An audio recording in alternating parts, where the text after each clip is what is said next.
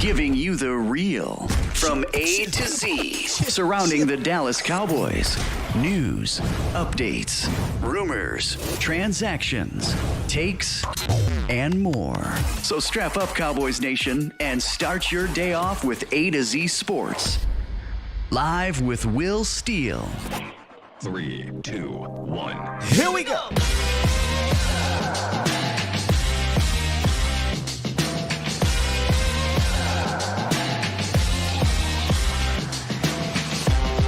Good morning. Good people. Welcome to A to Z Sports Live.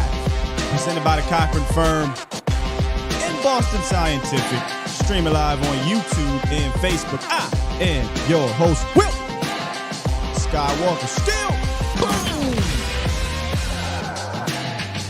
I like that boom, Derek. I like that boom. Hey, coming up today, we are going to preview the Cowboys offense against this Giants defense and why I think this is going to be a battle of coordinators. One of my favorite guys as a coordinator is over there for the New York Giants, and he's a damn good one. And there's one aspect of this offense that the Cowboys are going to have to operate at a high level. And it really doesn't have much to do with the play call or anything like that, but we'll talk about that a little bit later. And then coming up in the roundup, we've got some more injury updates in regards to the Cowboys and the New York Giants. Plus, another guy that the Cowboys cut did come back, whereas earlier in the week, one of the guys the Cowboys cut did not come back.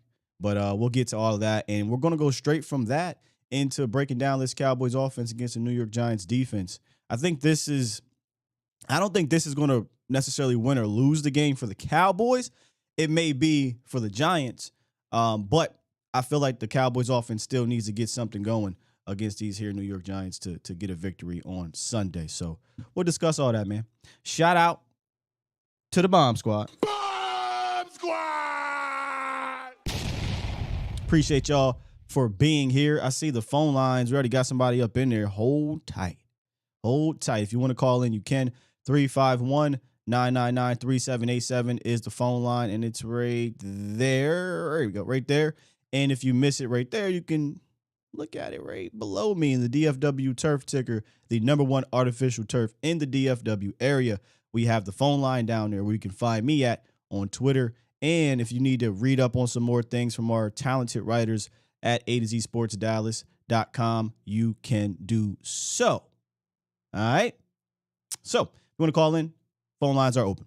Let's get to it. Let's go straight from the roundup. We're going to get right to the meat and potatoes of this show, man. Shouldn't be.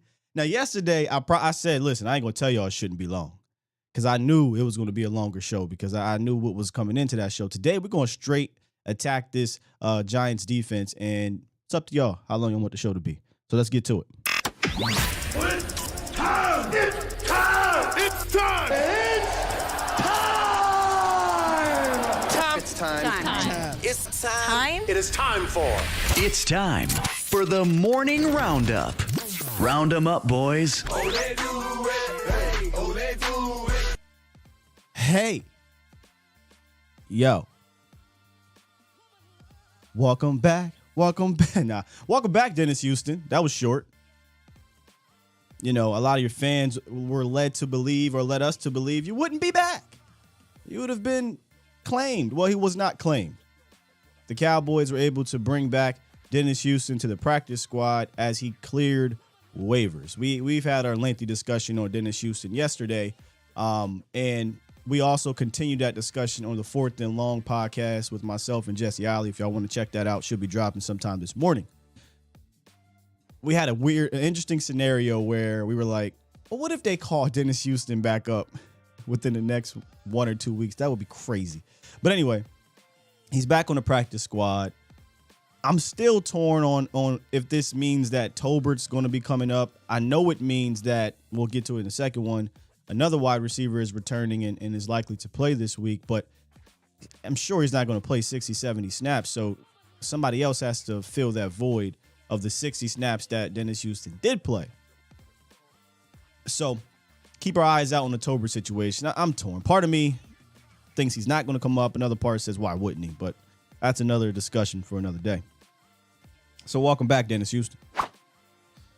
Let's get to the injury side of things. Couple updates from Mike McCarthy. Jaron Kearse with his MCL sprain. He said he had a really good workout on Monday. He said he's making progress. Connor McGovern, high ankle sprain, said he'll do a little bit more on Wednesday following a good workout on Monday. Both of them are still in the rehab phase. If I just had to guess, I would say McGovern, maybe next week we see McGovern. If not next week, definitely the following. And same thing for Jaron. Jaron, if not next week, the following. But I feel more better. Can you even say that? I feel better. More better. I feel better about Jaron, given it's a sprain in his MCL. We know you can play with an MCL, PCL type of sprain. Not that you should, but you can.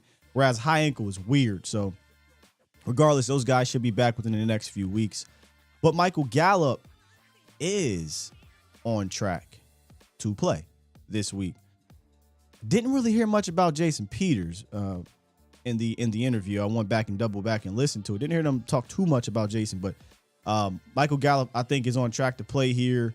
We'll see what happens. Today will be the first injury report because the Cowboys play on Monday Night Football. That means usually you get that on Wednesday, but extra day means it gets pushed back an extra day. So maybe we'll get more clarity on what's going to happen with the Cowboys players today after practice. Same thing can be said for the Giants guys. They've got some guys over there that absolutely matter, especially on the defensive side of the ball, specifically Leonard Williams, who was a handful for the Panthers on Sunday in their win. He played pretty damn good, had 4 pressures, 3 tackles, and 34 snaps before he got dinged up. He's dealing with, I believe, an MCL sprain in his knee and is listed as day-to-day. The Giants media is saying, he's a fast healer. Wouldn't be surprised if he does play. Wouldn't be surprised if he doesn't. So this might come down to game time on Monday with him. As for the other guys, Azeez Ojulari and Kayvon Thibodeau, who have not played yet this year. Giants defense, who's been pretty decent, has not played yet this year. They haven't had their best pass rushers out there. They may get them back this week as well. There's a funny clip of an interview of Kayvon Thibodeau talking to the New York media. He is unfiltered, and I kind of love it. He don't care about stupid questions from New York media. But if you want to go check that out, you can on Twitter somewhere. And then Azeez is their best pass rusher from last year. Had about 8 sacks or something like that. So it'll be challenging for this offensive line this week from a pass rushing standpoint. And not just a pass rushing standpoint. We're going to take a deeper dive into their defense in general. But before we do that, let's bring it back to the chat. That is this morning's roundup. And we'll get to the phone line before we jump into diving into this Giants defense, because it's interesting. It's more X's and O's to me than Jimmy's and Joe's, but different from Cincinnati's version of it. Different. All right, what y'all talking about here? Shaq said, "I'm sure you can run all over them." Stay tuned, Shaq. We're going to get to their deficiencies for sure. Michael H. Presence of Gallup. Just the presence of Gallup's activation. Lamb should be the benefactor. Yeah, I think it's definitely going to help out Lamb. Lamb seemed a bit frustrated over the first 2 weeks. Even though he had a better game last week, he still had some. You can see it in his game. He's frustrated. And I talked about this with Jesse. I think that's one of the things he has to work on, and why we both wanted to get a veteran guy in here, because I think we're putting maybe an unfair expectation on CeeDee Lamb to be that veteran presence. He's a third-year player. He's played 2 years in the NFL. Never has been that guy, and he still doesn't know the ins and outs of everything at the position. So, and now I have to be the leader. He's still trying to climb that ladder, and he's got guys trying to climb over him. So it's an interesting situation, but he should be the benefactor from a schematic standpoint, from a player standpoint, getting out one of his best guys to play next to him. Yes, sir. Thank you, Quindell. Hit that like button, man. Hit that like button. Appreciate y'all. All right, let's jump into the phone lines. And before we do that, y'all know the phone lines, the Pulse of the Nation phone lines are presented by the Cochran Firm. Since 2005, our guys Larry and Brian have handled the most challenging civil cases, from personal injury, wrongful death, fraud, truck, automobile, whatever, you name it. They've been fighting for the DFW area community for a very long time. All the Cochran Firm civil cases are handled on a contingent fee basis, meaning there is no financial recovery. If there is no financial recovery, then they charge no fee. If you guys want to know more about the Cochran Firm, hit them up at 1-800-THE-FIRM or schedule your free consultation today at CochranTexas.com. I might have to get me a firm drop. Hip hop heads know what I'm talking about. What's good, my Reading brother? How you doing today? Good morning. Good morning to you and to Cowboy Nation, and God bless you in the show like always. I just want to ask you a question. Do you think our offense is going to be able to run the ball against the defense of the Giants? Because everybody's making it seem like the Giants is big defense, you know. And another thing, do you think if they put how you call that Turpin guy to run a 9 route, do you think that would be able to help the offense a little bit? That's just my 2 questions for today. God bless you in the show. And like always, and I wanted to say, you and Ross, y'all do a good show. I watch this every day. Never have a chance to call you, but y'all keep up the good work. And God bless you in the show like always. That's all I got for today. Thank you, brother. Appreciate the call. I'm going to answer those questions for you, man. All right, so he says, can you run on the New York Giants defense? I will definitely go into more detail, but the short and sweet answer is yes. Obviously, context matters, but you can hit some big plays. You got the running backs to do that. You have seen Christian McCaffrey get a few big runs, specifically, I think like a 40-yarder on him. I didn't even know you were still on the phone. And you will have seen, I think it was Derrick Henry. He had one. They struggled more on the ground in week 1, Derrick Henry and the Titans, but still a decent day. And like I said, we'll get to that later. And then the other one was Kevontae Turpin running some 9 routes or attacking the seams in the slot. I mean, yes. I mean, I don't care who we play. I think Kevontae Turpin should be utilized in that manner because you don't have that speed threat outside of him. In reality, you got a bunch of possession guys, and you got an uber athletic dude in CD Lamb, but you don't really use him in that way. He's more utilized like a slot guy, which, again, you kind of got to do that right now because you don't have anybody to take away that attention from him. So you got to move him around, put him in the slot. But I think Turpin, he could do some slot things, and I would utilize him more. But we'll see. They asked Coach a question about Kevontae Turpin, and his interviews are just becoming. I love his interviews. I love Coach McCarthy's interviews.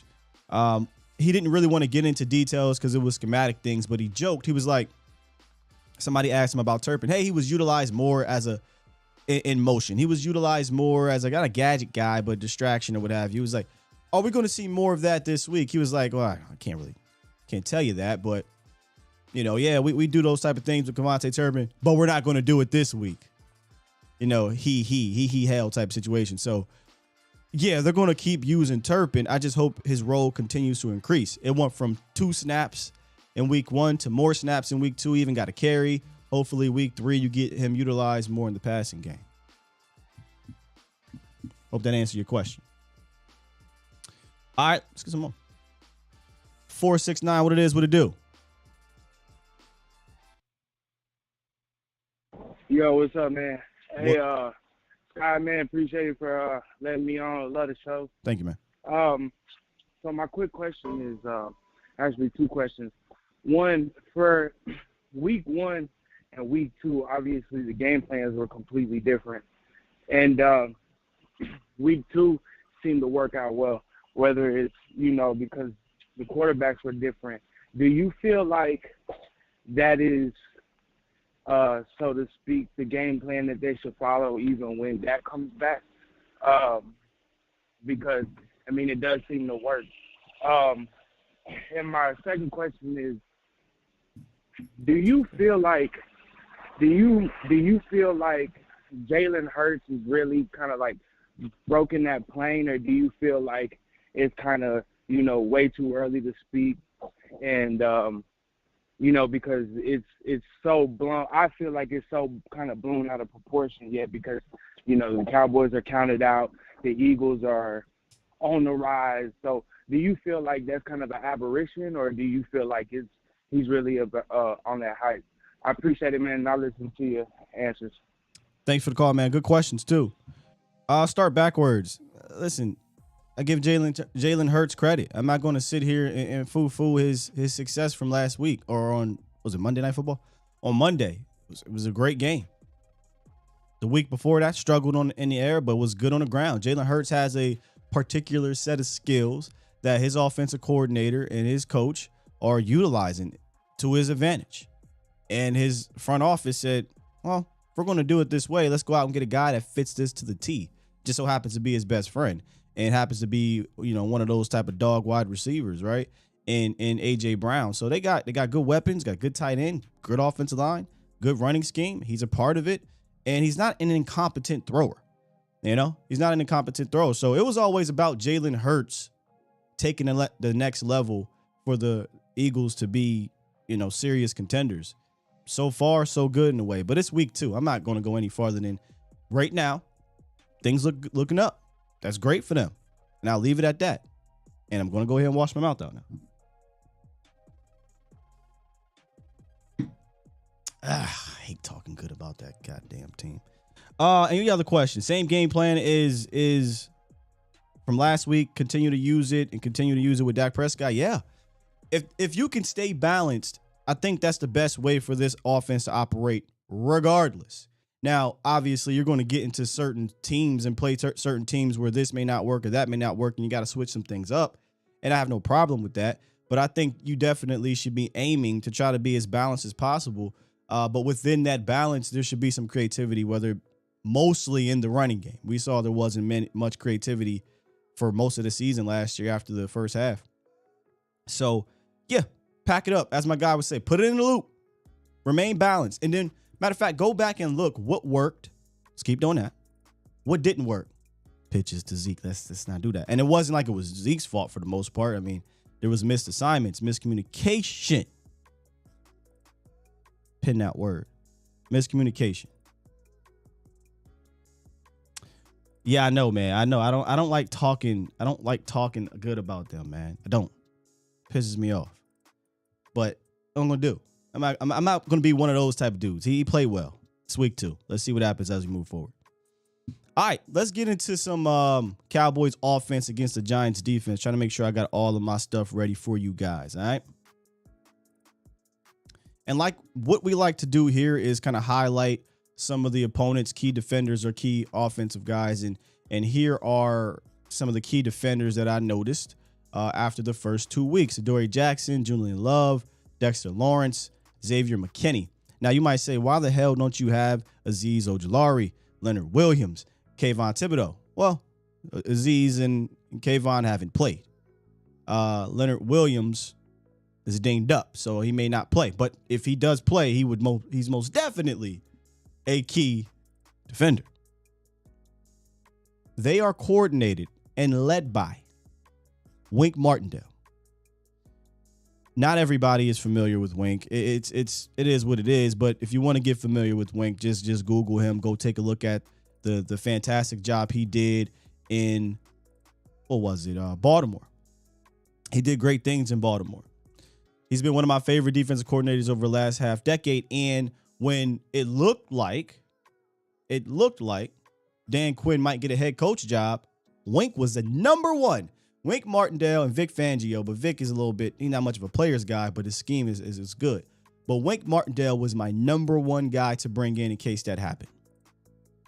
He does a lot of exotic things, and he's not afraid to bring the house. And when I say bring the house, it's not necessarily a bunch of cover zero stuff either. Like, he is very unique in how he does it.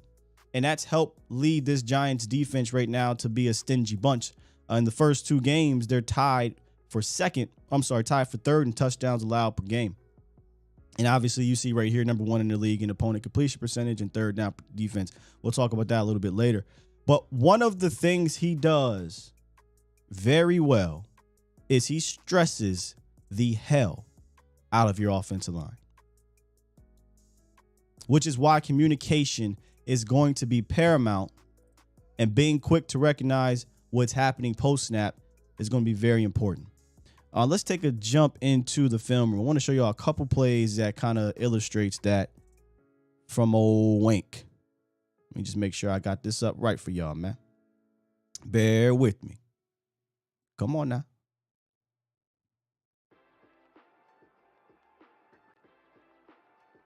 There we go. All right, here we go. Let's jump into this film room real quick and take a look at a few plays that illustrate the stress he puts on you. Now, y'all know I always do my little notes over here to keep me going. I got 7 at the line of scrimmage, 20 drops to the deep middle. Safety is going to rob the curl. Cornerback blitzes, and he gets a quarterback hit. Now, this is going to be completed, but just hold tight. These are back-to-back plays, by the way. Back-to-back plays. He is constantly going to have a lot of traffic going on up here, which means your young left tackle and right guard, or young left tackle and left guard, are going to have constant communication. Let the first part of the play run here. And what I mean by 20 drops to deep middle, you see him just fly. He doesn't even look at the quarterback. He's just flying back here. And then the safety drops down to rob this curl route or whatever you want to call it here. But let's keep it going. Cornerback blitzes, and he gets a hit off. Now, if we run it back, you never want to get a free hit like this on your quarterback. You just don't. And this is one of those things where, obviously, if he looks the other way, there is a guy open over there. But that's not really what I'm trying to stress here. I'm trying to show you guys the stress that he puts on your front. Now, 55 is a goddamn Jihad Ward. Is he defensive end? Defensive tackle? And he's got 55 dropping. 1, 2, 3, 4, 5, 6 guys, potentially 7, but he's going to go out on a route. 6 or 7 guys in the block. 1, 2, 3, 4, 5, 6, 7.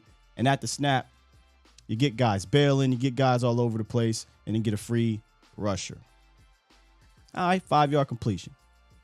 This next play, y'all, is 3rd and 5. 2 minutes and something left, or 3 minutes and something left in the game. They're down 3.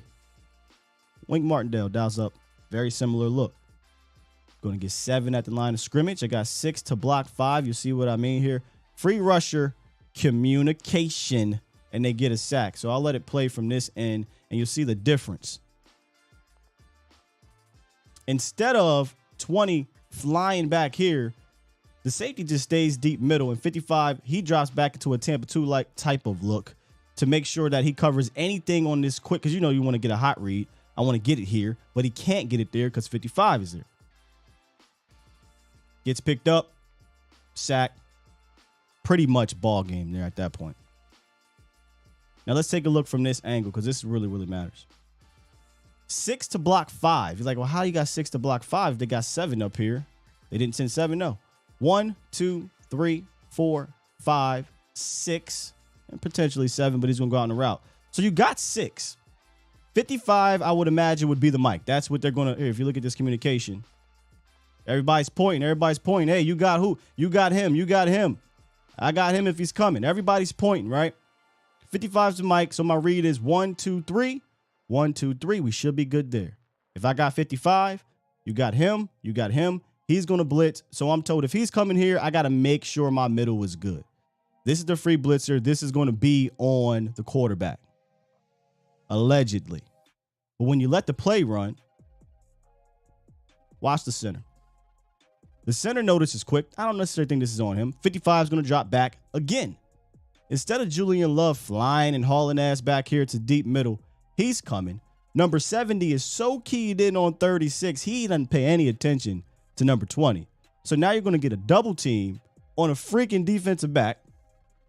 And number 20, a cornerback, which when 70 opens up this gate here, I think this might be Cam Irvin. Is this Cam Irvin? Might be Cam Irvin. Cam Irvin can't close down fast enough. Julian Love gets in for the sack. You had more rushers. More blockers.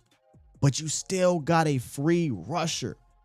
That is the stress that Wink Martindale is going to put on your rookie left tackle and your second-year left guard who's been struggling in pass protection in general. He is that type of dude. He is that type of dude. So that's why I think the Dallas Cowboys' number one thing from an offensive standpoint, aside from, X's and O's and schematics, is going to be Joe Philbin getting these young bucks to make sure that they are communicating throughout the game. That ain't the only time he did it. That was third down at the end of the game. These guys have been getting off the field all season. Granted, 2 games, but they've been getting off the field on third down. That's why they're number one in the league. Now we keep going. I personally think it is their passing defense that is leading the way right here, because he has done a great job of masking the losses of Kayvon Thibodeau and Azeez Ojulari. They're not a sack team. They're not right now. They ain't. First 2 weeks, they haven't been. They're 23rd in sack percentage. They've only got 3 sacks. But when you go look at the defensive numbers, like, well, how the hell are they number one in opponent completion percentage? And I personally think opponent completion percentage is such an underrated statistic, because volume numbers can lead one to believe a defense is this or that, like pass yards per game. Oh, they give up 330 pass yards per game. Well, that could mean they're getting blown out, right? That could mean they're throwing the ball 45 times, but you're only completing it, 55% or 55% completion, and you're down. Doesn't matter. So they're number one in that. They're number one in third down defense, and I think it is led by the secondary, McKinney, Love, and Adoree Jackson. And Julian Love, we'll talk about him a little bit later. But Scott, what can you do on him? I do think you can run a little bit.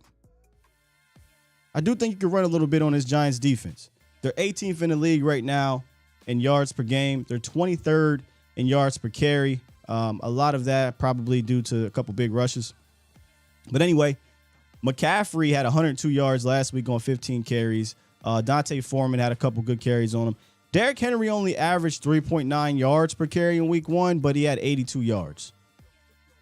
I'm pretty sure they were okay to live with that, but I mean, if you're going to average close to 4 yards per carry with Derrick Henry, I think you could do some damage with Zeke and Tony Pollard. So to me, it's going to be about doing this, running the rock, so you're not getting in third and longs or third and mediums where Wink Martindale can now put a lot of stress on your young offensive line and your backup quarterback. Where's the mouse in the house? Still linebackers. Tay Crowder, Austin Calitro, and Micah McFadden are the linebackers. Well, they played the most linebacker snaps. Oh, y'all, they signed Jalen Smith. I don't think it matters, but they did sign Jalen Smith. Those are the linebackers, and they got taken advantage of in week 1. But in week 2, a kid by the name of Dan Belton, a safety, returned to the game, and it allowed them to use more big nickel stuff and dime packages. So they run a lot of 3 safety looks with McKinney, Julian Love, and Dan Belton. So what happened was Austin Calitro pretty much was obsolete because they use a whole bunch of nickel stuff, likely to combat Christian McCaffrey's ability to be a pass catcher.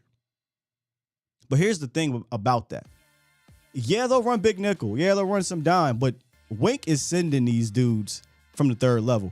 Julian Love blitzed 7 times in week 2.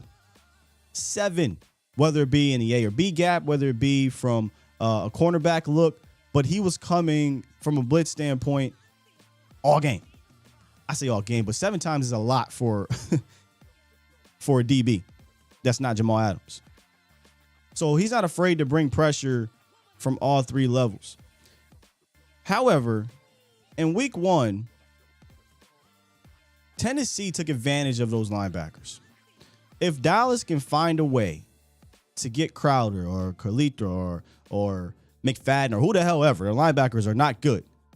In any advantageous situation against tight ends, the slot, or running backs, you've got to do it. This is where I'm hoping Kellen Moore combats the exotic looks of which when Wink does some things, of Wink and catches him in some man stuff where the linebackers have to cover some of these running backs or tight ends or slot guy, right? They got cooked through the air by the running backs. Forget the kid's name, but he had 2 touchdowns, something like 60 yards.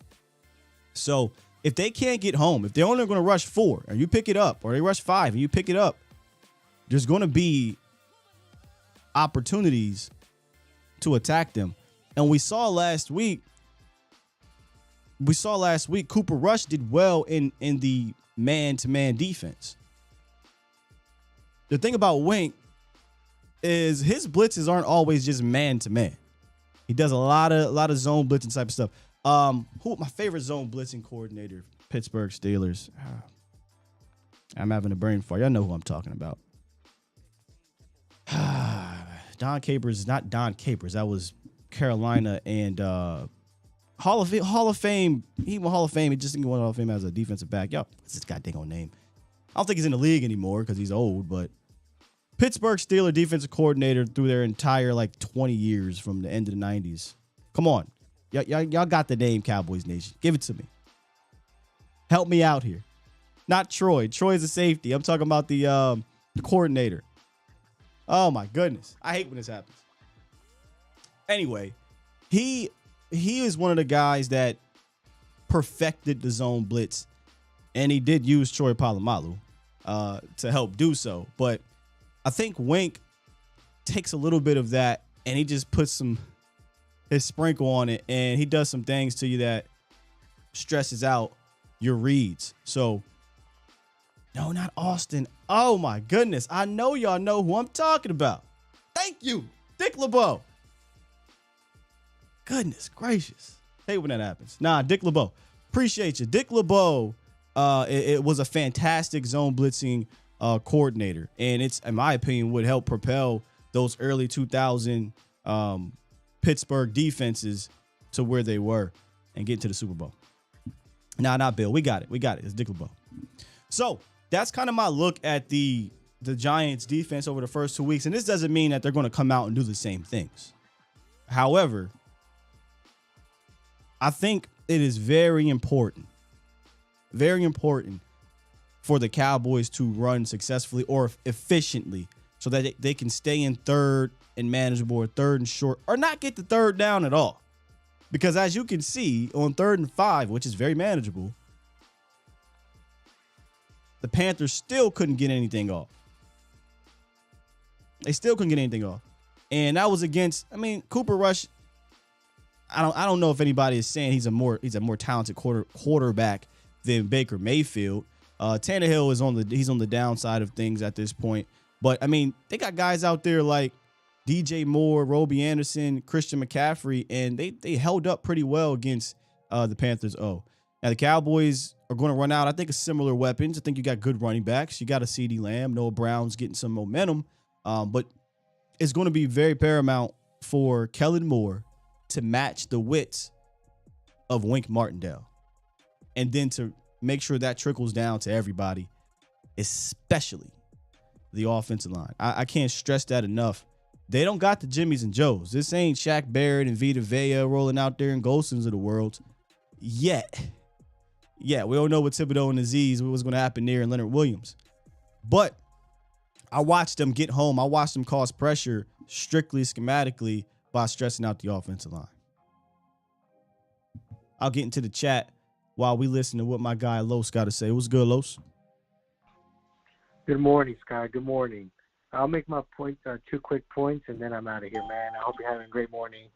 But number one is, like you said, our blocking scheme we come with this game is going to be so important because, New York Giants, let's be honest, they always had a good defense, and, that's the reason why Eli Manning won 2 Super Bowls with them.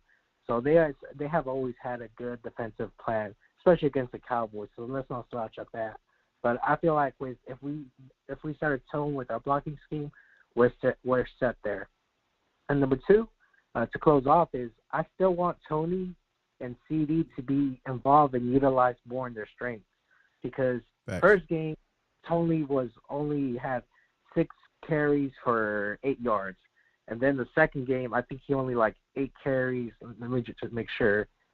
I think he only had Yeah. But he had double-digit touches. Yeah, 9 carries. You know how 9 carries. Yeah. My bad. Go ahead. No, I was going to say the magic. You know, a magic number. Cowboys fans, we all have a magic number. Tony Pollard's magic number is double-digit touches. If he gets over double-digit, over 10 touches, usually good things happen. Exactly, Scott. So I hope we keep, and that's not the thing about getting him the touches, but it's how we get him the touches. I don't want this cute shit, like I said, like yesterday, where Tony is being utilized behind the chains. I think if you give him some blocking and some momentum going forward and have CD out in space where he can attack the matchup one-on-one, then I think we can go out there aggressive and do our thing. And that's how it feels, Sky. I do think it can be a close game, but if it's a close game, I think we're just letting it to be a close game.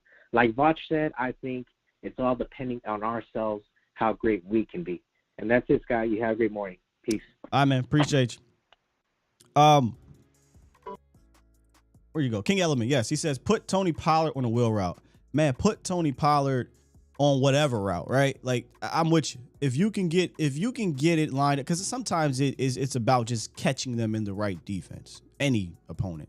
But if you can get, a linebacker on TP, that is a mismatch, and we've got to start doing things deliberately. If you go back and look, let me pull it up. Shit, I might have it here. I don't have it here. If you go back and look at what Tennessee did, look at number 40. This is deliberate. This is schemed. I want to say the other one is too. I mean, how many times, Cowboys Nation, have we seen the running backs as a primary target? Like, it's okay to do that from time to time. Another one. He's not running out there to just be like, oh, I'm just going to take. No, he's running out there expecting the rock. And I think far too many times, I've seen our running back specifically, Ezekiel Elliott, just, all right, lined up wide. And he just turned around and he's just like, yeah, there's no threat. There's no threat. I'm about to say something. I got my guy Mel I'm gonna bring in here. One of my favorite things to say that I always talk about that my basketball coach told me when I was a young. Dribble with a purpose. If I got TP out here running a route, let them think he might get the rock. Not just say, I'm just going to flare out here a flat 1 yard off the line of scrimmage. No. Make them have to game plan for Tony Pollard as a route runner. Or I don't give a damn if it's Zeke. Now, Zeke is not the pass catcher that everybody wants to think he is anymore. That ain't his game. That's just not. But even if it's him, make people believe there's an opportunity for him to get the rock. Dribble with a purpose offensively every single series because you can set them up. And the reason why I brought up Mel and the dribble with the purpose, because I saw your response, Mel, to Kevin Durant, and I was like, damn it, that's crazy, because I always say that to myself. But what's good, Mel?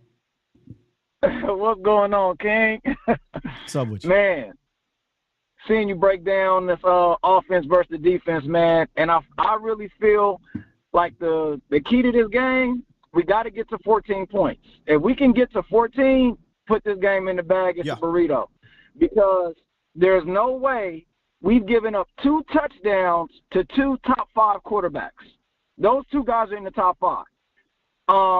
I don't see us giving up 2 touchdowns to a bottom 5 quarterback. So right. if we can get to 14, if this offense can get to 14, this game is a wrap. I don't see them getting over 17 points on us. The defense is too good. Yeah. I feel like the key – oh, go ahead. Before you go to the next point, yeah, I told Vach yesterday when we were talking about what's the magic number for the Cowboys offense or point-wise. I said 17. I think if the Cowboys can get you 17 points, which think about what we're asking. We were a 31 points per game team last year, and we're just like, just get us 17. That's how dominant we think this defense can be. Right? Like just get us 17 points. So I feel like if we can get 17, I think your chance of winning increases dramatically. But if you get anywhere between 23 to 25, it's a wrap. It's a wrap. Should be. And it should my be. key, it should be.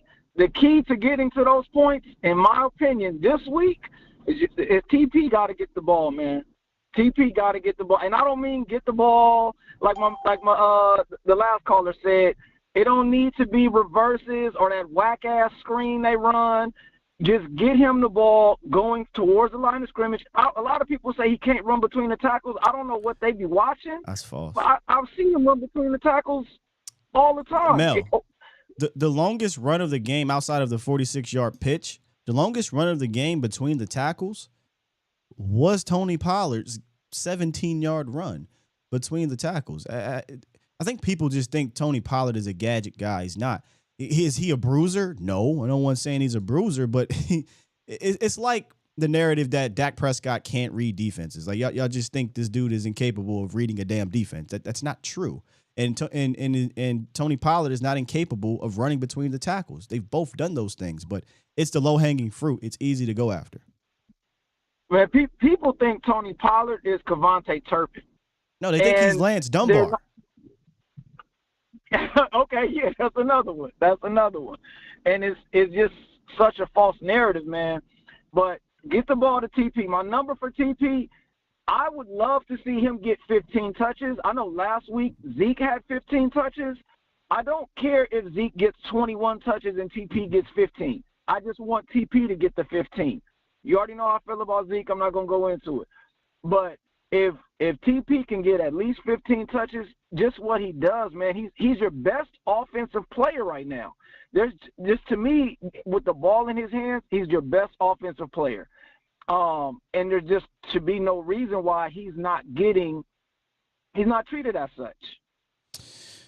Yeah, I don't think we're probably going to not ever stop talking about this because the coordinator, and maybe it's not the coordinator, maybe it's the front office. There's an agenda there that they have to push, and I'm not saying take the ball out of Zeke's hands. I'm just saying utilize both of them correctly. And if we're going to a pitch, I'm not putting Zeke's not making anybody miss right away. So he's not even breaking tackles anymore. I mean, yeah. Professor O schooled us to it. He's not really even breaking tackles anymore. But again, I don't want to get in on Zeke because I already know where it's gonna go. But I just want to see TP get the ball, man. I don't want to take up too much time. I know you got a gang of callers, bro. Thanks for letting me tap in with you, my man, and look forward to seeing some more content, brother. Yes, sir. Appreciate you, bro, as always. So I got my guy Shaq, man. He said, where was it about Brian? Is it Dayball or Dayball? Don't sleep on Brian Dayball. No, sir. No, sir. I respect him. I respect Mike Kafka because he comes from the Chiefs organization. You get a guy from the Chiefs, a guy from the Bills, put them together. Sure. Shaq, we reviewed their offense yesterday, and I specifically talked about you're going to get a lot of pre-snap motion. They're going to try to stress the second level of your defense and all that good stuff, right? Like I talked about what they do well, which is not a lot. But Shaq, I'm sure you can agree.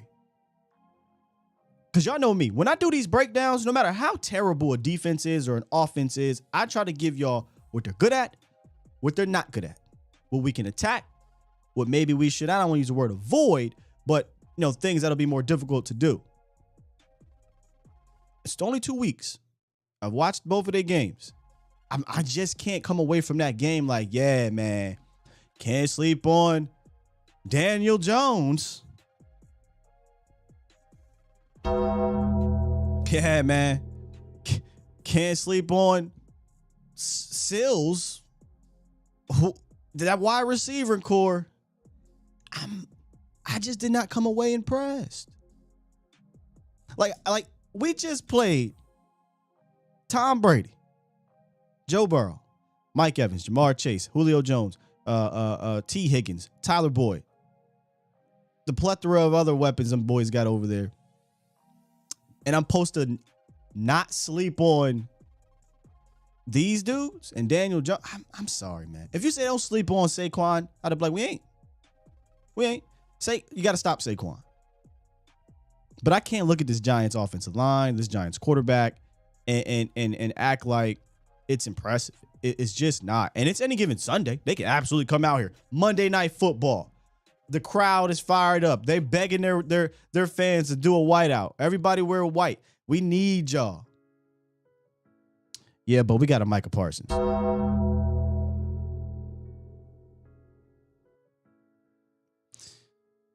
So, and I might listen, man. I might be come on here and eat crow on Tuesday. Who knows? Maybe they scored 28 points. Maybe they scored 25 and they win the game. But I'm just talking about the preparation going into it. That Giants offense stinks. It stinks, man. It's not good. And if they come out here and do what they do against the or do well against the Cowboys defense, I will be questioning the Cowboys defense more than I'd be like, yeah, man, that Giants offense. I'm like, what the hell happened defensively? That's all I'm saying. Now, the Giants defense, different story. I have much more respect for the Giants defense, which is why, as you can see, I kind of went in way more detail about their defense and their offense. Eat crow on Dorrance. What did I say about Dorrance? Because I believe I had Dorrance getting 5 sacks this year. I believe when we broke down State of the Unit, and we reviewed his season, I said Dorrance Armstrong is a fine rotational player, and I still believe that. DA is a fine rotational player. I have no issues with Dorrance Armstrong. If y'all believe I do, I have no issues with him. Are there better players? Absolutely. I got no problem with DA. I got no problem with DA. I try to tell y'all, the only person that I cared about losing in regards to, because the whole fan base was just kind of enamored with losing Randy Gregory and losing Lyle Collins. I'm like, okay, I love Randy as a person, but all right. Lyle Collins, well, we got his replacement. It was Amari Cooper. It's Amari Cooper. That's the only person I cared about losing to that extent, that they didn't fill the void of. Did I want Von Miller? Absolutely. You would want Von Miller over Dorrance Armstrong too. But Dorrance Armstrong as a part of my rotation, man, yes. And you must have not been here yesterday. Dorrance Armstrong got a plate. Y'all just don't be around. Y'all be missing the shows. We gave DA and Big Bo an extra plate from the cookout, man. But I get it, man. You know, fans love to be the I told you so situation. I know how it is, man. Makes you feel good. I get it. 407. What it is, what it do? What's good, Sky? What's good with you? This is Damon. Yes, sir. What's up with you, bro? Chilling, man. Hey, so 2 quick points, man. As far as the run game this week, man, personally, I'm kind of excited to see what these other tight ends are going to be able to do for us, because Dalton Schultz couldn't block his own mama if we asked him to. And then the second point is, I was looking up not statistically, but I was looking up, their body type. Why can't we use Tony Pollard the same way that the Saints use Alvin Kamara? They're pretty much the exact same size. They have the exact same skill set, but I don't understand why we can't figure out a way to feature Tony Pollard the way that they feature Alvin Kamara. He runs between the tackles. He gets on the outside. He catches the ball. There's a million different things that they do with him, and they have the exact same body style. Because of that man right there, you can't see him, but Kellen Moore. That's why you don't have a Sean Payton. You know what I'm saying? But I agree with you. We've been talking about this for a while, all the way back to when Okoye was coming on last year. We were talking about using Zeke and TP like Alvin Kamara and Mark. Do that all the time. Mark Ingram. Yeah. So I'm with you, man. I don't know why they can't do that. Yeah, man. That's all I got, though. I'm gonna get out the way. All right, brother. Later. The king of the intros. My God, name it. Here you go. Intro guide. Intro guide. Yeah. Listen. Either use them like Tony or Kelvin, Alvin Kamara, and Mark Ingram, or use them like Melvin Gordon. Man, these names is crazy. Melvin Gordon and Austin Eckler. One of the two. That's how I see it. 803, what you got for us today? Hello? Yes, sir. You are live. Yeah, what's up? First time caller here. Big Cowboys fan. I have 3 points I just wanted to bring up that I don't really hear us Cowboys fans talking about that even though we all know who the Giants is, even though we feel that we're a superior team to them, but there's three things I was looking at that I feel that we haven't been talking about. Okay. One, we've been talking about I was listening to you and Vosh, and y'all said they just have Dylon. We're forgetting that Kadarius Toney cooked us for 189 yards before he got kicked out in the third quarter. Secondly, we're not even thinking about that their two best pass rushers has been out, and they're supposed to be coming back this Monday for us. Let me ask you a question. Third, Let me ask you a question. Did you miss the beginning of the show? Yes, I have. Okay. And did you see the show yesterday, out of curiosity? Yeah, I watched the one with you and Vosh. No, I'm talking about my show. Talking about when y'all was talking about Saquon? No, sir. My morning show, the show you're calling into now. Did you watch the morning show yesterday? No, I didn't. Okay. So I specifically talked about Kadarius Toney yesterday, right? I brought that up. However, Kadarius Toney has 2 receptions for 0 yards, and he has 2 targets. So for whatever reason, they are not utilizing Kadarius Toney. You missed the beginning of this show today. I brought up Azeez Ojulari and I brought up Kayvon Thibodeau, who both have been out the first 2 weeks. And I said, even with those guys out, I have respect for the Giants defense for what they've been able to do for a lack of pass rush. But now those guys may return, so things could be a bit different. So I just want to let you know, we are talking about those things on this channel at the very least. So I just want to let you know that before you go on and assume that that's not being brought up. All right. All right. Well, I mean, that's respect, and appreciate the knowledge on that. But the third thing I just also want to say is that we only scored 23 points in 2 weeks. So it's not like our offense is really clicking on all cylinders right now. Nope. So we definitely have to be real respectful and look out for this. Like you said, this Giants defense is good, and and I respect that. But I still feel that we could win this game. But I'm just a little leery on that because Kadarius Toney, his hamstrings have been messed up. That's why he's been haven't been playing like that. But just hopefully this ain't the week that his hamstring is feeling good and he can pull out big yards on us. Hopefully that's pretty much all I had. Yeah, hopefully it's not the week they figure out that, hey man, this might be our second best offensive player. Let's get him the ball. Yeah, I'm with you. I hope they don't figure that out. All right, appreciate it. Thanks for accepting my call. Yes, sir. Of course, man. Appreciate the call. Yeah, and I ask those questions respectfully because I understand not everybody is here, right? Like not everybody is present. Not everybody sees that. And one of the things I try to do, I say it all the time, is highlight, hey, the players that are good, the players are not so good, scheme, whatever. And matter of fact, I'll show you, caller. I believe I had the Giants offensive. Yeah, all right, there it is. Kadarius Toney's on there. Like every team, no matter how bad the offense or defense is, they're going to have some players. Toney's explosive. For whatever reason, they refuse to give him the ball. 2 receptions for 0 yards. That basically means he's getting the rock, behind the line of scrimmage. You know what I mean? So, hey, that ain't my problem. I hope they continue to not utilize Kadarius Toney.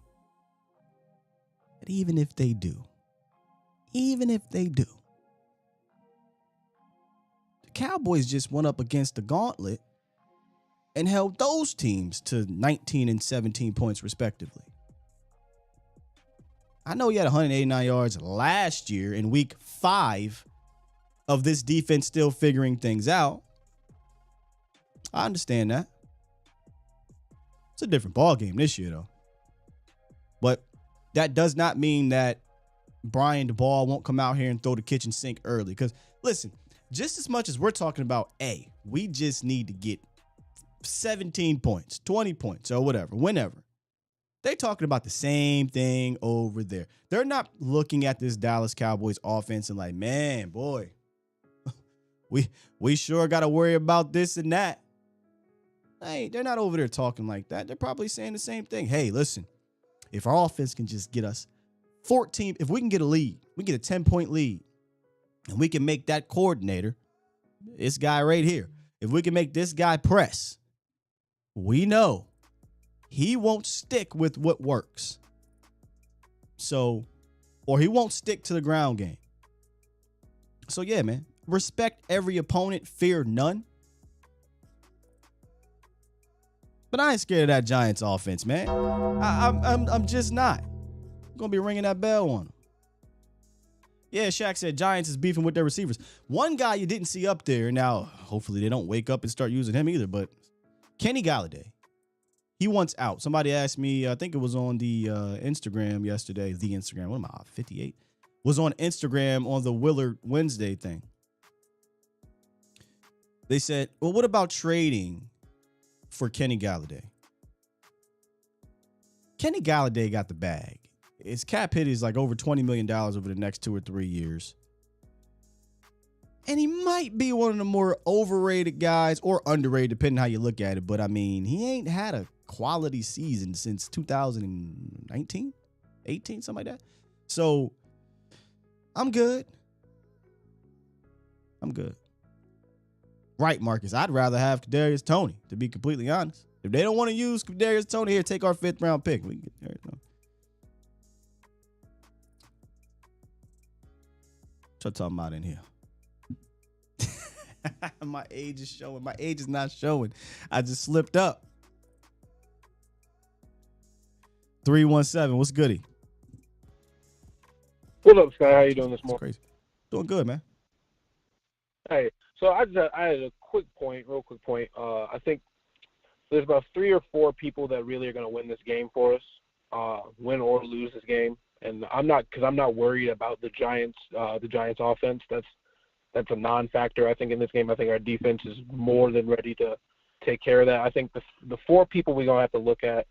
Number 1, you're gonna have Kellen Moore. Kellen Moore has to be able to call a game plan that allows these receivers to get to point A to point B without thinking.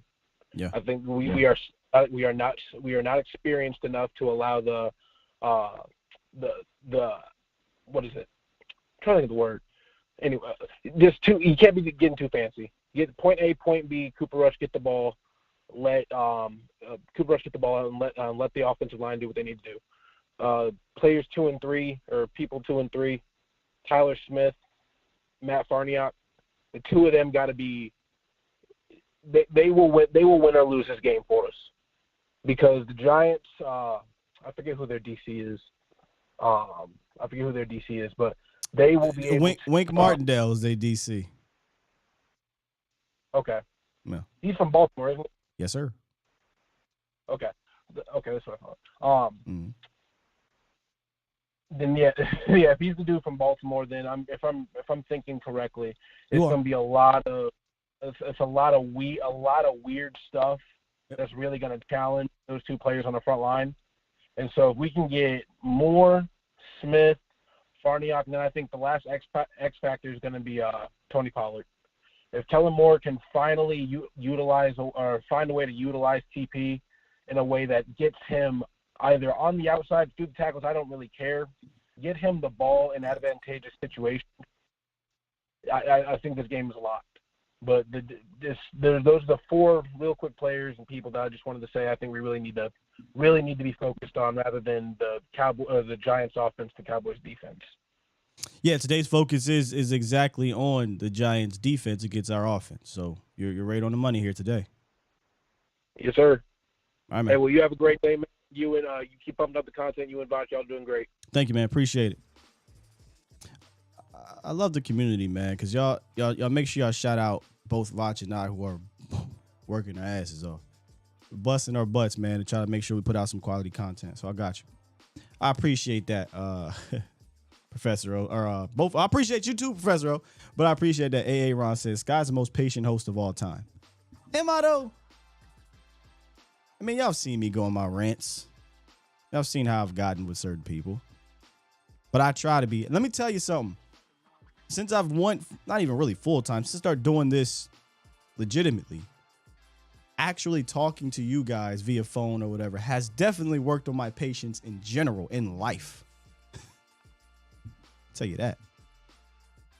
Kellen Moore is probably saving TP plays for the playoffs. LOL is what AA Ron. You know, I fell for that.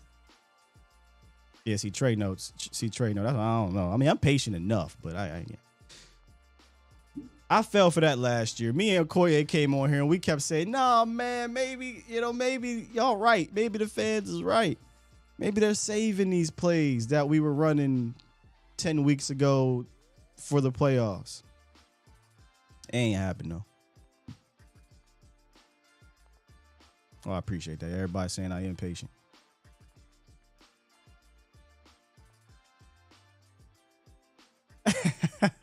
Listen, when I'm not, I do need to bring that back. Where is it at? Do I still got it? I don't have the patience to jack with you today. I got to bring that one back. Fighting through these damn allergies. King said, we haven't gotten Angry Sky in a minute. We need Danny to call in. No. I think his mission is to call in and to make me become Angry Sky with this nonsense. Sometimes it's fun. Sometimes it's just nonsense. Shout out to Danny. Nacho, what's good, Nacho? Oh man, how you doing? I got a question for you. So in terms of the 2 weeks that we've had so far, right? Facing both Tampa and then Cincinnati and the two quarterbacks. Let's take away what Cincinnati could end up being this year, what have you. So we go on Monday night, and if I'm correct with what I was listening to, my question to you is this: we go on Monday night on the road. If we go in there against a Giants team that right now is playing with a little swagger, they got a new coach, there's a good vibe going on in there, and our defense does its job how we've been playing so far, and we can go in there and snatch a win on Monday night, okay, with Cooper Rush, does that start confidently solidifying and saying something about what our defense can be this year? Yes or no? By just crushing the Giants offense? No, just I'm thinking. So this is what I'm thinking, Sky. So I'm thinking that I'm not sure where this is going, based on our, and I apologize if I'm not making myself clear. So here it goes. So based on what could have been a nightmare start, the good thing is Dak eventually is coming back. We're going to get Gallup. We're going to get most of our people back. Obviously, the big hype is right now, obviously, the way Philadelphia is looking. Obviously, they're looking as one of the favorites in the NFC, and all of a sudden now to win the NFC East. Now, for us in Dallas, and I'm always the optimist, okay? And I think I'm kind of like you a little bit as well. We could hear all the haters and talk about this could go downhill, etc. What I'm thinking is this: let's say once we get everything back into place. So right now, Cooper Rush is driving that bus. We got to do enough just to once we get Dak back. At the end of the day, Dak's the guy that's going to take us deep into the playoffs if we're going to do anything this year. Now, on our defense, what I'm asking specifically. Can this defense be that type of defense, a top 5, a top 10 defense in the league this year, that we can start really seeing the growth in the second year under Dan Quinn and saying, you know what, as a Cowboy fan, we feel really confident with this defense that this defense can travel, and that's what I'm saying. Can the defense travel? Is that what you get yes, to? Can the defense travel? Okay. Absolutely. Can the defense travel? And are we starting to see that we could have that type of defense we've always wanted? Yeah. So we played these guys right here, Joe Burrow and Tom Brady, and you held them to 17 and 19 points. I think I got a good enough data, I got a good enough amount of data to feel confident in that manner. And I don't necessarily think that whooping on Daniel Jones and the Giants offense is going to change my mind. It'll just, solidify that, you're supposed to do what you're supposed to do against terrible offenses. So, yeah, I do think this defense can travel. I watched it travel last year. We had a statistic last season. I don't know if Professor O remembers this or not, or you guys, other people, but I know Professor O is numbers nerd like me, and I say nerd in a positive manner.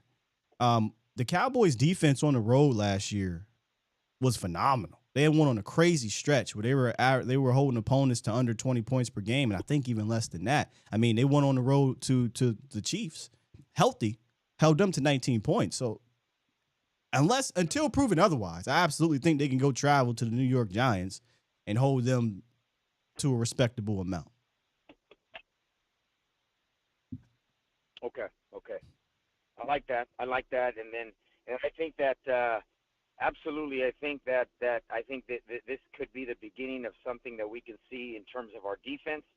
And then I think the goal is going to be can our offense eventually get it together, and then complement our defense for us to have that type of season we want to have this year. Otherwise, obviously the obvious is that there's going to be some changes in the offseason. Yeah, going to have to lean on the defense, hold the fort down for Cooper Rush until Dak gets back, and then hopefully when you get Dak back, maybe Peters gets inserted in. You get Michael Gallup is getting acclimated. James Washington comes. Hopefully Tolbert starts getting some work, and you want to see the offense start to gain steam by the middle of the year and catch up to that defense. And if that happens, then once you get into the tournament, then now we got to press the reset button and we evaluate things differently. Absolutely. Let me leave you with this thought, Sky.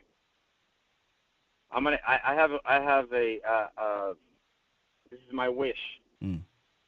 Whether we win the NFC East or we do not, as long as we can get into the playoffs, whether it's a wild card or winning the East, I would love for us to travel to San Francisco, because I can't stand, since last year, the way we ended the season and living up here in the Bay Area. It's going on. So I'd like for us to travel to San Francisco in a playoff game, go in there, get our revenge back, how they punched us in the mouth last year, and then move on from there and get to the NFC Championship game. That's my goal. All right, man. Appreciate you, Nacho. All right, my man. Have a good day. Have a blessed day. You as well. Bye-bye. Thank you. You as well. Yep. It took a while, but we got there. Y'all are in this chat just cooking Danny. I ain't gonna lie, I'm getting cooked. Y'all wildin'. Go ahead and make that fan focus comments of the day. Y'all something else, man. Fan focus comments are presented by Boston Scientific. Did you guys know? I bet you do now, that diabetes, heart disease, and prostate cancer procedures can contribute to ED. A lot of men are not aware of this or of all the treatment options that a board-certified urologist can offer. If you want to find out more information about it, how to focus on your health, visit edcure.org to get focused and get the facts and find a urologist in your area that can help with treatment options when others do not work. That is edcure.org, sponsored by Boston Scientific. You're listening to A to Z Sports. Do it live! At some point, hoping to broadcast In front of the millions of Cowboys fans to bring you the real. But for now, strap up and here's your host, Skywalker Steele. I'm Luke Skywalker. I'm here to rescue you. We'll do it live. You know, why do I do this to myself? Sosa, change this whole thing. We got bills to pay. You're gonna be roasting me. God damn it. 351-999-3787 is a call-in line. We are good time today. Got about 10 minutes or so. I don't know. I don't think we're going to hit OT today. We should be good. What's good, Smith? Deleted scene. How many goddamn hashtags are going to have for me? I don't even know. I wanted to talk about something with the caller said, but I don't even remember anymore, man. I don't remember. Y'all something else. Ah, there it is. It wasn't a caller. It was a chat. Terrence Parks, appreciate you, Terrence Parks, for getting us back on track here. His question was, hey, Sky, how is Rush outside the pocket? Should we move the pocket for him? So Cooper Rush isn't really a statue. He's not going to run the ball, right? He's not going to be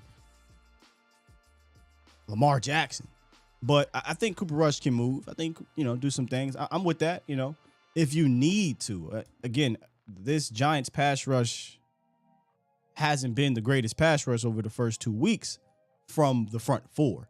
It's been about Wink Martindale sending extra guys, Wink Martindale making your quarterback have to think for an extra tick, which means that cornerback is getting home, or that safety is getting home, or that linebacker is getting home. I guess you can move the pocket in this instance, but I don't know. I don't know if that's something I'm screaming for. I think what we got to be able to do is communicate and recognize, and the communication doesn't just stop at the front line, right? Cooper as well, wide receivers as well. Like, the communication is going to be paramount on Monday from all levels, because one wrong read, and we've broken down the film how if you're focused on one side and it's the wrong side, you could miss something on it. We watched Baker Mayfield do that. Baker Mayfield went to the right, and he did have an option on the left-hand side. I think it was the tight end, because that 55, who was not a linebacker, his responsibility was the flat. Instead, he kind of was in no man's land, and there was an opportunity over there. But he couldn't come back to it. Kind of could have. But by the time he would have came back to it, cornerback smacked him. So it's really going to be important to more so communicate, understand and recognize what you're seeing right after the snap, and getting into the right read early, because you might not have enough time to come back. Now, if they man it up, Cooper Rush did well when they were manning things up, even when they blitzed, because it's like, all right, mano y mano, I'm going to try to put it somewhere where my guy can get it and your guy can't. And you saw that happen on the Noah Brown. I mean, that throw, honestly, I said my favorite throw was that bucket drop in that zone. They had about 5 guys around him, and he kind of just dropped it in the bucket. Man, I saw this other view of the, I don't know what down it was. It wasn't even to Noah Brown. I think it was to CeeDee Lamb. Was it Noah Brown? Those dudes be confusing me. But that throw was impressive. The linebacker came. He kind of got free. Pressure's in his face. He's like, all right, 1-on-1. I'm just going to throw it. It wasn't quite YOLO, but I'm going to throw it to this spot, and I'm going to trust Noah Brown to either catch this thing or just knock it down, and the cornerback is not going to be able to pick it off. Hell of a throw. So, even if they come on a blitz and it's manned up, I feel like he'll be able to recognize it, as long as Wink doesn't do nothing crazy and makes it difficult to recognize. My bad for the long-winded situation there. Super chat. Grande Poppy, appreciate you. Who plays first, Tolbert or Cox? I'm going to say Tolbert. I think they got a lot of confidence right now in LVE and Barr. Plus, they do a lot of big nickel things. Well, right now, I mean, let's be honest, the wide receiver room is still, we're trying to figure that out. But, I mean, it ain't going to be easy for Tolbert, because Michael Gallup comes back in Washington. So that's a good question. I'm going to go Tolbert. Let me make sure I didn't miss any other super chats, y'all. Then we're going to get back to the lines. In fact, I'm going to go ahead and lock them up. We got 3 callers on. And we're going to rock out with those 3 callers. Good stuff today. Money, supers. I did miss today's date. I didn't. I missed some yesterday. So let me get to a couple yesterday. Super chat. Hallelujah said, love the show, Sky. I enjoy quality and knowledgeable content, and this is it. I'm not Jesse, but the same last name, hence my screen name. Go Cowboys. Appreciate you. Hallelujah. Super chat. Eternal Dynasty, $2 donation, said, imagine if we had LC and moved him into left guard. That was the only, that's what I was envisioning by keeping LC. I saw enough from Terrence at right tackle to say, we can keep him there. I like him there. Move LC to guard. But that would have had a domino effect that we probably don't take Tyler, which might have been cool. Super chat. Lemitra said 34, us, midgets 10. And then Grande Poppy with the donation. All right, let's get to my guy, Trey. Trey calls in like once every full moon. What's good, Trey? What's going on, Sky? Cowboys Nation. Like, share, and subscribe, and all that good stuff. Yes, sir. My thing is, hey, man, you remember when I would like to apologize. I would like to apologize to Dante Fowler. I don't know if you remember. I actually broke my phone, bruh. That one time I called in, I was pissed because they didn't sign nobody. They just signed Dante Fowler and some other. I like to apologize to him. And kind of Anthony Brown, man. He kind of been stepping up. Whoa, wait a minute. Hold up. Now, cuz been showing out, bro. I ain't no cap. But, now for sure, I like to apologize. Dante Fowler, I'm going to tag you on Twitter, man, and show you my phone that I cracked. Hold on. So you broke your phone because they signed Fowler? Cuz I'm going to try to clip that video.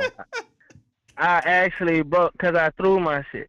Oh, excuse my language. But I threw it, and you was like, damn, you throw your phone? Yeah, I did. He pissed. Bro, I was pissed. But anyway, I just called in to make fun of Reek because you know I was making fun of that. Yeah, my thing is. Yeah, my thing is I had to call him back out, but I had to apologize, man. So I wanted to call in for that. Salute to you, Anthony sir. Brown, he been stepping up. Salute to you, sir. Yeah. Yes, sir. But that's all. I'm out. My man, peace. I don't even know if y'all caught the end of that because I hit mute, but that's Trey. That's my guy. Y'all don't understand how big that is. There's a lot of new people here. Trey's not a fan of AB, not at all. So that's big of him to come out and give some flowers to AB. Very big. Yeah, Fowler. I mean, I don't know how I felt about Fowler. I like the signing. Was it a needle mover? No, I still don't believe it's a needle mover, but I think a lot of people were writing Fowler off, maybe without looking at the tape or maybe looking at him as a failed third overall pick, which you could argue, but I don't think you could say he's a failed edge rusher or a failed rusher. I think he's been a successful rusher, just not an elite, consistently elite guy. But, I mean, when you looked at the tape, Dante still had moves. Dante still had juice. And a lot of people were worried after week one. Like, well, where was D-Law? Where was Fowler? Where was Armstrong? Where was all of our defensive ends from a pass rushing standpoint? But when Tom Brady is getting rid of the ball in 2.19 seconds, which would be a career high, a career that spans 27,000 years, it's been 84 years. It's kind of hard to get to the quarterback unless you're the human, the inhuman, the lion, Micah Parsons.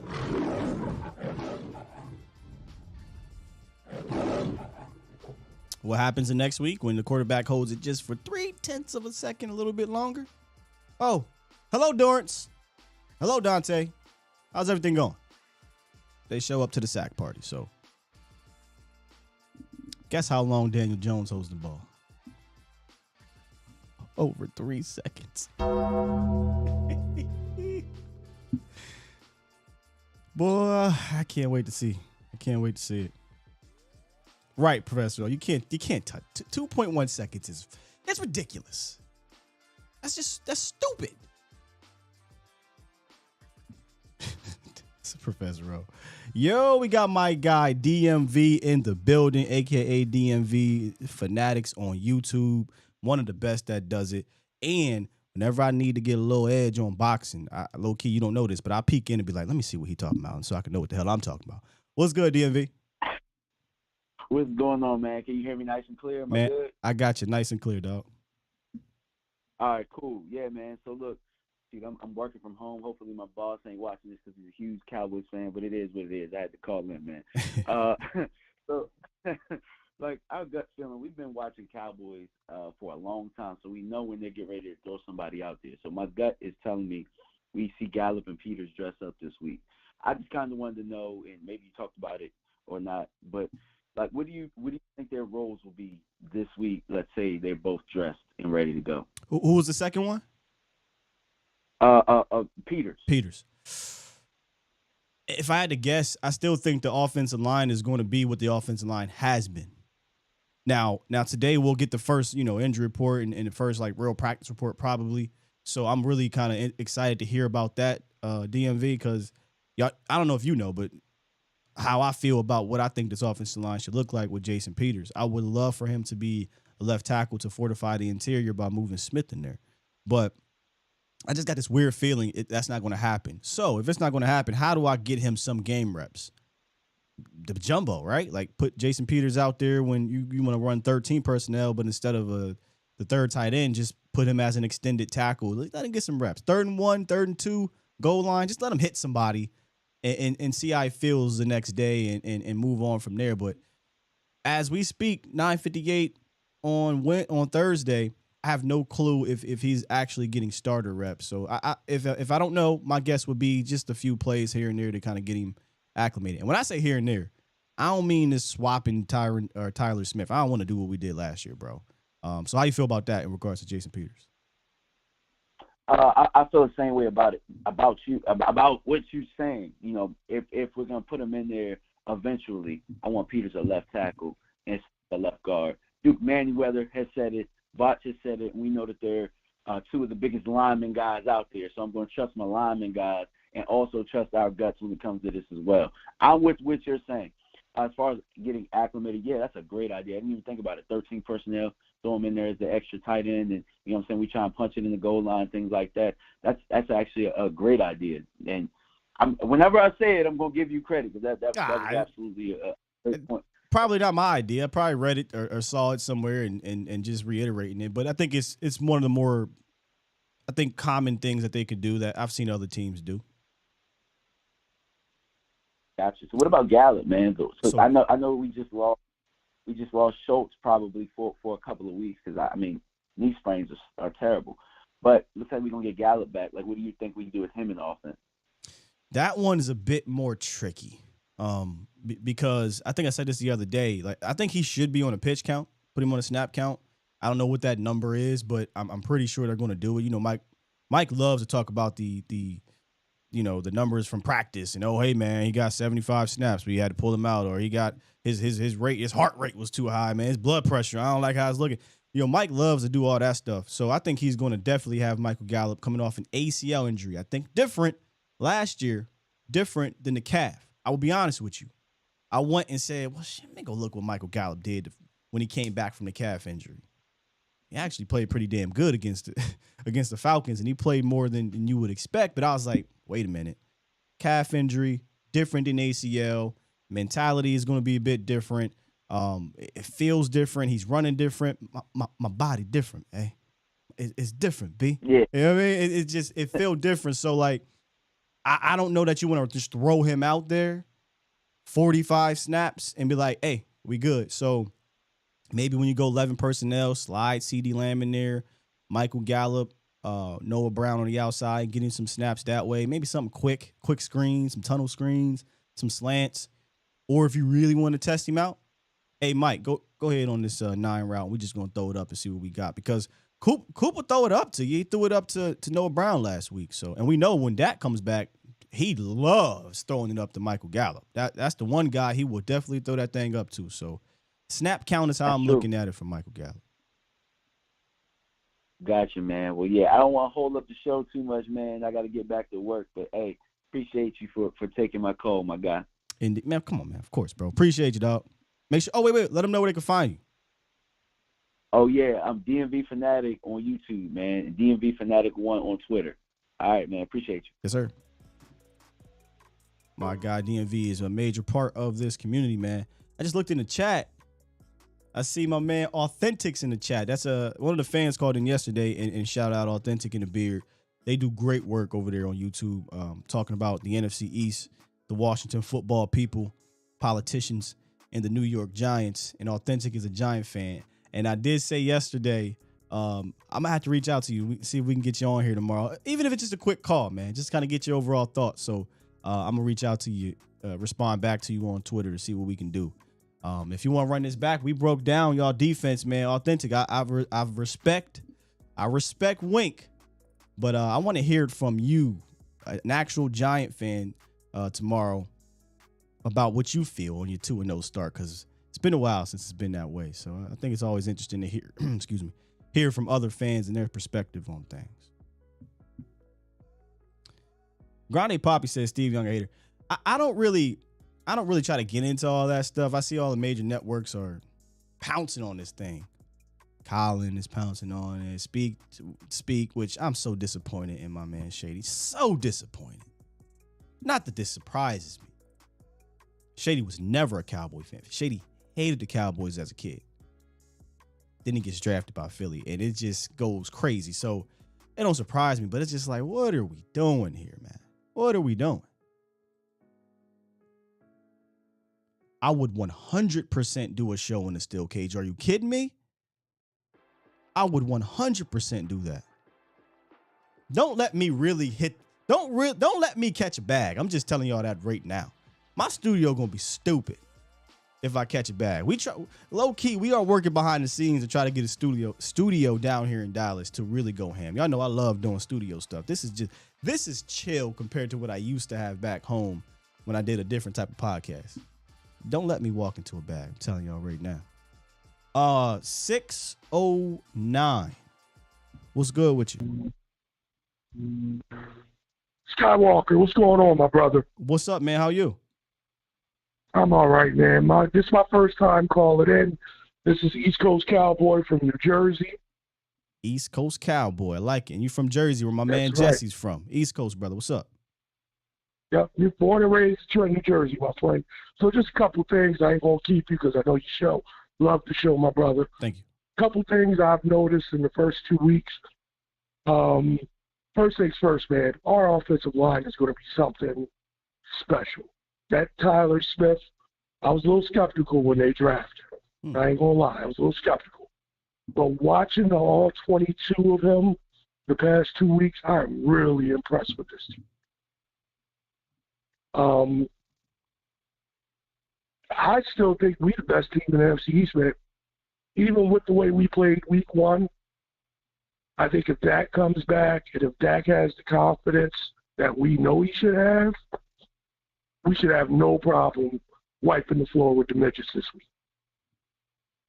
Well, I don't even think you need Dak to do that. You might want to close your ears, Authentic. It's about to get real ugly here. I don't think you're going to need Dak Prescott to get that dub this week, man. I'm that confident in this defense. Absolutely. And the defense is legit. I think if this defense keeps on the track that it's on, this is a championship caliber defense. I did have one question for you, Skywalker, and then I'm gonna hang up and let you do your thing. Yeah. This defense, do you think this is a defense that can carry us to that next level that we all want to get at, that we ain't been at for 26 years? I'm hang up, man. I love the show. I love you, man. I love listening to you. I listen to you every morning while I'm on the phone at work. So I'll be calling again. Thank you, brother. That's so dope. Appreciate you, man. That's dope. Do I think this defense is basically what you're asking me is a championship caliber defense? I do. I absolutely do. I thought so coming into this season, and I don't know how I feel different after the first two games. I actually feel even better. It never really was about the defense for me. It was about the offense being able to find itself at some point. And it's way too early to say because we don't have the guys in here to do that just quite yet. But yeah, man, I think this defense, and I hate to use the word championship because Dallas ain't been to not even an NFC championship, but we've always had one or the other, right? We've had a championship caliber offense in regards to the weapons and high scoring, high flying points. But then the defense is like, now we're seeing the defense becoming like that. And the offense is like, we got to figure that thing out. But yeah, man, I'm with you, bro. This Cowboys defense, and the crazy thing is, and I said this on Twitter, we did the show yesterday. I don't even think it's hit its apex. I think it has the potential to continue to erupt starting this weekend or on Monday because of the quarterbacks they're going to be facing in combination with the line. In regards to Daniel Jones, who's known to turn the ball over, and he holds the ball a long time. Carson Wentz, we love to play Carson Wentz. Carson Wentz, Carson Wentz is a talented quarterback with his arm. No doubt about it. Carson Wentz might play the most hero ball I've seen since 2016 in the NFL. I welcome that. Please, come on with it. Carson Wentz will give you the rock. And then they're about to play in the third game, Matt Stafford, who leads the league in turnovers. So I think this defense has a potential to erupt, is what I said. They play Daniel Jones again, Carson Wentz again, Justin Fields, Jared Goff, which Detroit is winning differently. Detroit is playing differently. So, we'll get to that when we get there. So, yeah, man, I think this defense is going to do some things. That's it for the phone lines. Good calls today. I said we wasn't going to get to overtime. We are in overtime. So I'm going to holler at y'all a little bit here in the chat. Professor Rowe. Facts. So if y'all don't know who Sonny is, I definitely thought that was Sonny. Shout out to Sonny.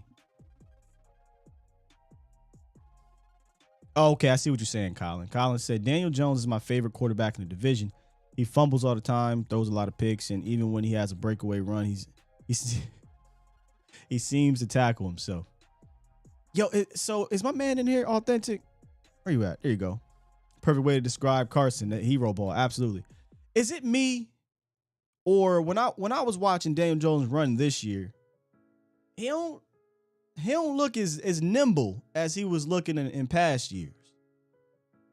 Now, I talked about yesterday, that he had 10 carries against the Panthers, not the Titans, against the Panthers. I don't think all of them were designed, but Daniel ain't looking quite nimble. Now, I know he might be able to outrun a LVE, something like that. He ain't outrunning no Michael Parsons. So, I know we have to watch out for Daniel Jones doing that. And one thing that Daniel will do that I noticed on film is he'll step up. He's going to buy time. Maybe that's part of why he's holding the ball 3.18 seconds, is because he's going to step up and try to find some time and then throw the ball. He had a big play that was called back on, I think it was a pass interference deep in the route progression. I don't even think it was designed to do that. It just happened to run into him. And Kadarius Toney or somebody got open, and Dan Jones stepped up hard, threw it, and got a big play, but it came back. And, he's going to do that. He's going to move around and try to make something happen. But when he was actually running, it's like, man, he looked like he hurt. He looked like his body different. My man authentic in here. Is something up with him? You know what? Don't even tell me that, authentic. We gonna rap. We gonna get you on the show tomorrow if you can. I don't know. Sometimes work and whatnot. So we'll see what's up. All right, listen, man. It's a good show today.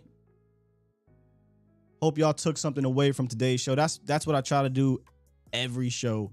Is I try to learn some things by my research and talking to y'all, and hopefully y'all learn some things through the research and talking with me. If you can do me a favor, if you enjoyed today's show, hit that like button. If you're new and you haven't subscribed and you're sitting here and you're figuring out why can't I comment, I want to comment and talk trash, or I want to agree or disagree, well, you got to subscribe. Don't cost you nothing. You just got to subscribe. Share this thing with your friends, families, and foes. And let them know to come here to A to Z Sports Dallas on YouTube for what I like to say is one of the best engaging morning shows out there. We started this thing to say, hey, man, we want to be one of the best Dallas Cowboys morning shows. I think we've accomplished that. Now we want to make this one of the best Dallas Cowboys shows, period. Whether it be radio or whatever. And I can't do that without y'all. So I appreciate that. Cowboys Nation, appreciate y'all support. Later on, y'all can find me on The Volume with my brother from another, Voch Lombardi, for the Voch Lombardi Live. We'll be there breaking down, I think, the Giants defense, more of the Giants defense, and getting y'all ready for Monday Night Football. Last show, live show of the week over there, so make sure y'all check me out. 3:06-ish, check us out. We'll be giving y'all a good show. Always have a good time over there. Always. Did my man respond? Authentic, did you respond about that? It's cool. We'll get you tomorrow. With that said, make sure I got all my drops that I got today. Yeah, we good. We got all the drops we need to do. We'll save some more for later. Do me a favor, y'all. Hit that like button. Later on today, make sure y'all check out my guy, Mauricio Rodriguez, for the final show of the week with our evening show, A to Z Sports Primetime. All right? Let's get up out of here. Shaq gave his predictions tonight. Browns versus Steelers. He's got the Browns 23, Steelers 10. I'm going to roll with my guy. Mike Tomlin finds a way. He just finds a way to pull it out. I'm going to check it out. Holla at me on Twitter. I'll talk about it. We out of here. Love y'all. Peace.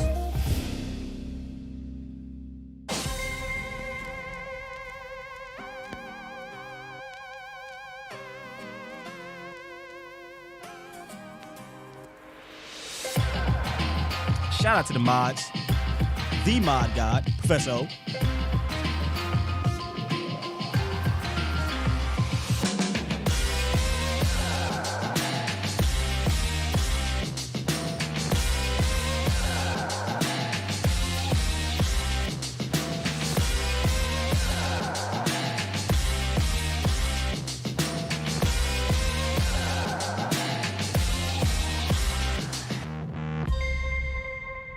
And of course, shout out to the